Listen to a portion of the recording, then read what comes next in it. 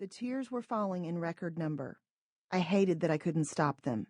But when dams break, things get wet. I had been to therapy, but this couch session was different. It wasn't a professional with a mahogany-framed degree who sat in front of me. It was my longtime friend, Monty, and he wasn't holding back his assessments. You doubt God, Lisa. You doubt what he can do through you. His words jolted me, not unlike the moment in the middle of a minor league baseball game just weeks prior when I was hit in the face by a stray baseball. I hadn't seen it coming, and I thought, oh, that's what it feels like. It's not that I hadn't been confronted with truth before. It's just that as a grown adult, it had been a while, and it hurt more than I thought it would. The presence of my husband next to me on Monty's sectional should have made me feel comfortable. Instead, I felt strangely exposed.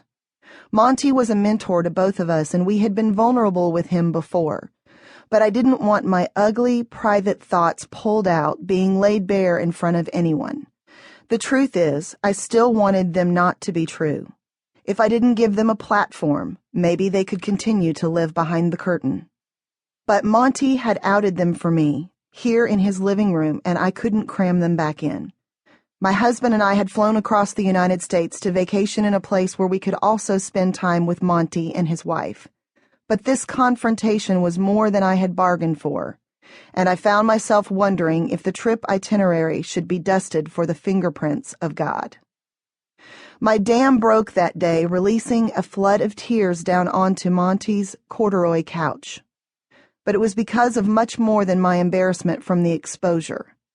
I cried ultimately because I knew what he said was true. No matter how much I wanted to deny it, the journey of my life confirmed it. My story was full of holes. My story, my life, my journey, the things I'd seen and done in my life. My holes, the things that had come as a result, limiting and defining me. Holes in my religion, roles, and experiences had kept me from many things: effectiveness, peace, fulfilling my created purpose. Some of them I had dealt with before, but others had found a corner of my heart to hide out in, lying dormant until something called them out. Doubt, lurking in the hole that my life experiences had formed, was being forced out into the open. The thought had nagged me for years while I ignored it, but now it had become evident to someone other than me. I wanted God to use me. I just wasn't sure he would. I wonder if you relate to this feeling of wanting God to use you but not knowing if he ever will. I wonder if you are among the 70 million people who feel like something from your past is holding you back in life. I wonder if, like mine, your story is full of holes, limitations that have gotten in your way or that have been allowed to live behind a curtain or hide out in a corner. I wonder if you know that all of that can change, or if you just think those are words that look good on the page of a book. Most of all, I wonder if you know that you have a story to tell at all. I have been the skeptic who doubted the latter for myself. I have been the good girl, and I have also been the bad. I have searched and found, loved and lost, failed and succeeded. I have been a religious addict, loving the idea of God more than his presence. I have seen him stay around when others walked away. I have watched him change the course of my life at a time when it was careening recklessly in a dangerous direction. I have no reason to doubt. My first instinct was to tell Monty that. After all, the inner religious addict that was overthrown during my spiritual recovery some years back still lurks quietly inside, waiting for moments like this when it can rise up, if I allow it, to muffle truth again with its articulate, saintly manifesto.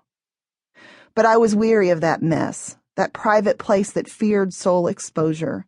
I needed to own up to what Monty said, even though it was painful. I needed to deal with it so the hole inside no longer had control over me. Throughout my life, I had lived both ways, with my holes left unattended on the one hand, and with Jesus filling them up on the other. And I knew that the only way my life would be made well was if truth won. Otherwise, I was relegated to a hollow existence, a number holder, occupying space in someone's line. That was something I could not accept. I don't want you to accept it either. My friend, you are not meant to live a hollow existence. You are not meant to live life relegated to your holes, to be a space occupier, a number holder. You are meant to be a world influencer, a life alterer, a game changer. You are meant to live life well by becoming whole. You are meant to be a storyteller. This rich promise of your purpose is found in Romans 9:17. I have appointed you for the very purpose of displaying my power in you and to spread my fame throughout the earth. Jesus wants to take a wrecking ball to the barriers that keep you from your divine appointment to display his power in you. He wants to use your voice to spread his fame. The question is this something you want too? Dust this page for his fingerprints. They are all over this moment and all over your future in the story of your life.